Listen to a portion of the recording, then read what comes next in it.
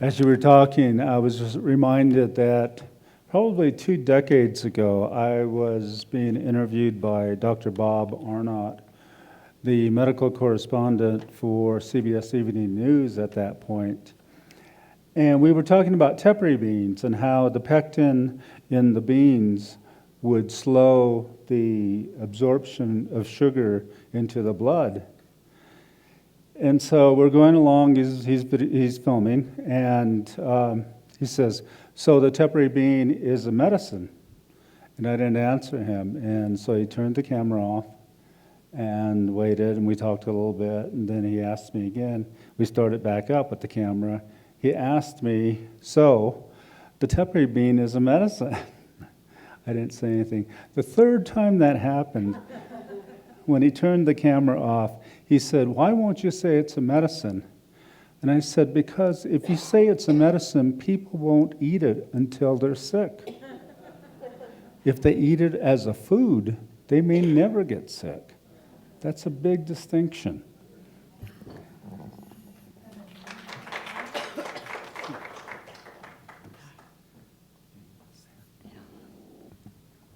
Ubiak Gindi, Posajemu Kudawaha Anataki. Good morning. My name is Marian Naranjo. I am from Capo Wingue, Santa Clara Pueblo. And before I get into my venture of sharing with you about revitalization of our bua, I'll tell you a little bit about myself. I'm a mother of 4, a grandmother of 8, and also founder and director of a organization called Honor Our Pueblo Existence, or HOPE. And in our organization, we have worked diligently for decades on environmental and health issues of concern, and also our revitalization and reclamation of our cultural projects. I'm also a lifetime potter, and during my pottery making is when I really learned a lot about the spirituality of who our people are, being indigenous to this place, and what our meaning of that means. And that's what, when the arthritis and all starts settling in from pottery making, I was able to do the environmental work with people from here in Santa Fe and co-founder of other organizations. The reason being that, we've had a very painful past as Native people here. This is known as our Tewa world. It's our heaven. And people came here very disrespectful to our church. And for hundreds of years, our lifeways have been taken over, distorted. We were pulled from them. And to me, it's a very beautiful time now because we are realizing who we are, and we're being inclusive of all the people who are here in our church. To let's rise, together and realize, what the Creator had given to us, and re-enter, into this church in a different frame of mind, to have position and to make it our heaven again. So with that, about, I'd say 8 years ago, an opportunity arose where this young girl from Tesuki was married into Hopi country. And she came with her mother and invited a handful of us women to learn how to make the Piki bread. Well, it was my cousin Roxanne and myself, my daughter, my oldest daughter, the two ladies from Tesuki and one from San Ildefonso. And this day that we gathered and learned how to make the batter and first time with our fingers on the stone, and each one of us in our own right of spirituality as Pueblo women, we changed. It was a day that we would never be the same again. That same spirituality as being a potter came in this bua making. And so from that, as far as Santa Clara and my cousin Roxanne and I, it took, I would say, 2 years to make relationship with our sisters in Hopi country, because they continue doing what they call the Piki bread here in Tewa, where we call it bua. And anyway, it took us 2 years to make relationships, good relationships with our Hopi sisters, to the point where they were understanding what we were trying to bring back in our village. During that 2 years, we also heard amazing, beautiful historical stories at Santa Clara with our elders who remember as young children the women making the bua on the stones and them eating it. And they stopped doing it in probably the 1920s because, the railroad was happening, and the United States government was doing more things, in our villages, and Los Alamos was getting ready to happen, and so there was great change at that time, and so we got to hear all of those beautiful stories about that 1800s, late 1800s, early 1900s, 1920s. My dad, I'm lucky that I still have my daddy. He's 94 now, but listening to his stories as a little boy, and that the ladies next door would get together and he would watch them make the bua and give it to him right away, hot off the press. He remembers that. He can't remember what happened like 2 hours ago, but he can sure remember when he was a little boy, which we're very blessed to hear his stories. Anyway, so the women from Hopi country, they showed us the kind of stones. They cured stones for us, and we were able to come to Santa Clara with our stones. And my cousin Rox and I were like, well, we need to house these stones. So our first endeavor was, well, we better build us a Piki house or a bua house. So it was very interesting how the first part of our project came together, because we had no money. And it was a realization, well, maybe you really don't need money. Our ancestors didn't have money. And so it was spiritual guidance, on how it came to be.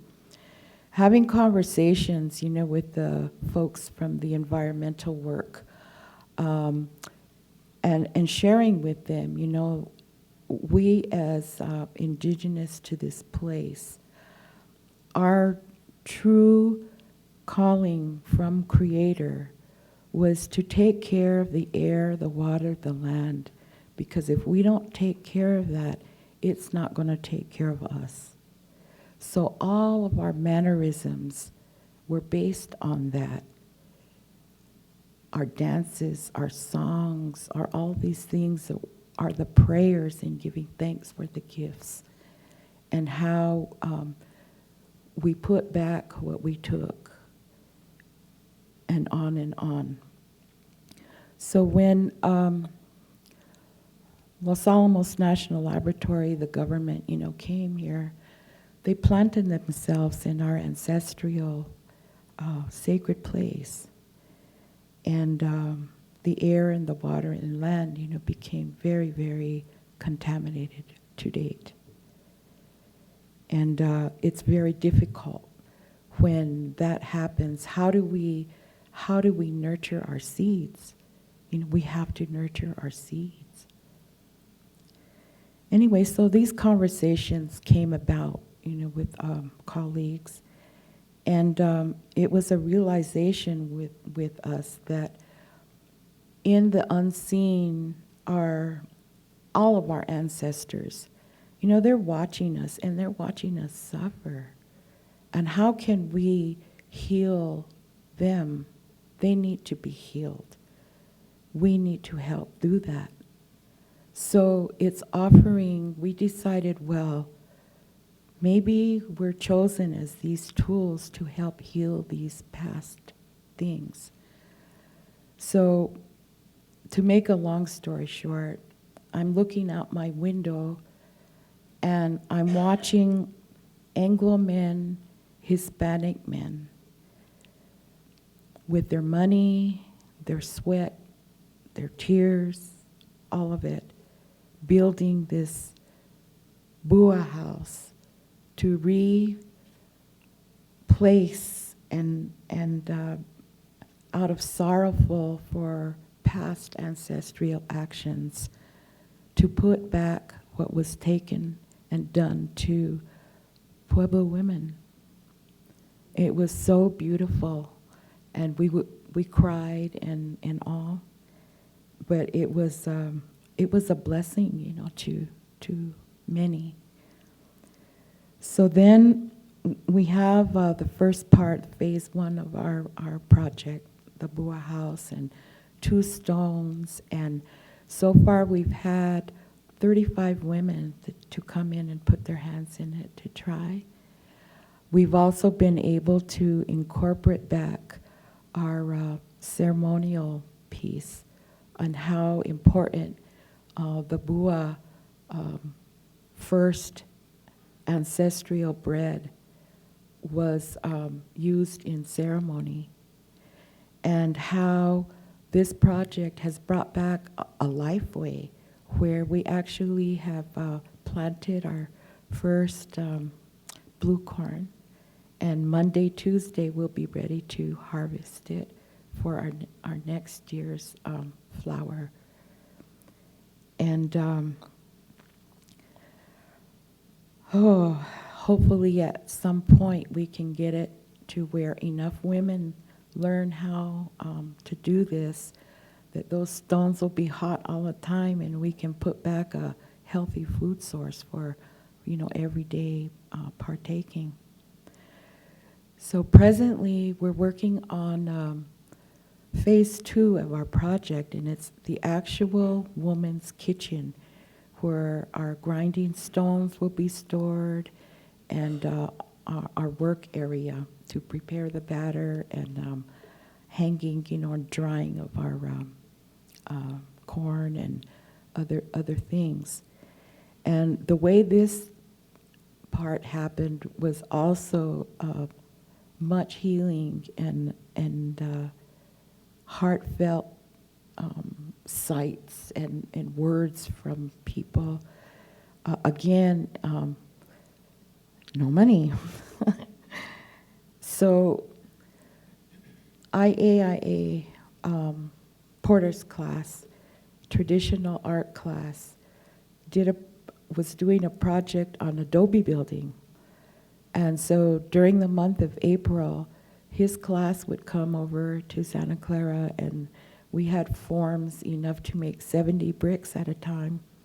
So they would come every Friday and make these bricks for their class to get credit. And it was a beautiful thing to watch. And then there's a New Moon Lodge recovery center at Okeawinge, and every Tuesday they have field trips.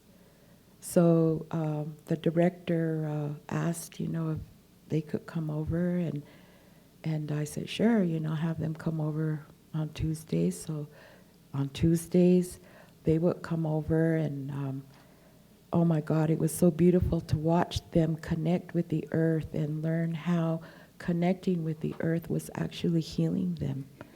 And carrying the bricks because, it rained one time and they were still very wet and we had to move them so that they could make more bricks. And to watch these men hold these bricks like little babies and telling them, that put your daddy hat on because they are the babies, and then the feedback that was said, that it really, really touched them in a way where they wanted to continue doing this. So the next time the New Moon Lodge guys came, there were more. The third time they came, I was told that they canceled all the other 2 field trips that they got to choose from so that they could all come over and do this. It was really beautiful. And then on the weekends, we had our own young people, the women and the boys, come and learn how to mix the mud and make the bricks and to actually lay the bricks.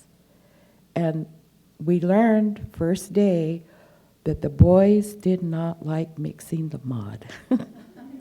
The girls were so good at it, getting in the pit, with their feet and having a fun time. But the boys, they really didn't like that. But when they were laying the bricks, oh my God, the precision that the young boys had, making sure that enough mud was put on and that they were just so even. And the end result is just we have this beautiful, beautiful kitchen. We're not done yet, but we're kind of racing for time now in that our forestry department brought us the vigas for both parts. And so we're in the process of cleaning the vigas and getting them ready because we're ready to do our roof. We want to do the roof before it snows. And so that's our next get to it, hands-on work, is putting our roof up. And that's the part, unfortunately, that it's not just the labor, with our natural elements, with the mud and making the bricks and all, but it's costly in order for it to be there for a long time. And, I'm not a young chicken anymore, and I can't be going up there and plastering it and stuff, so we need a good roof.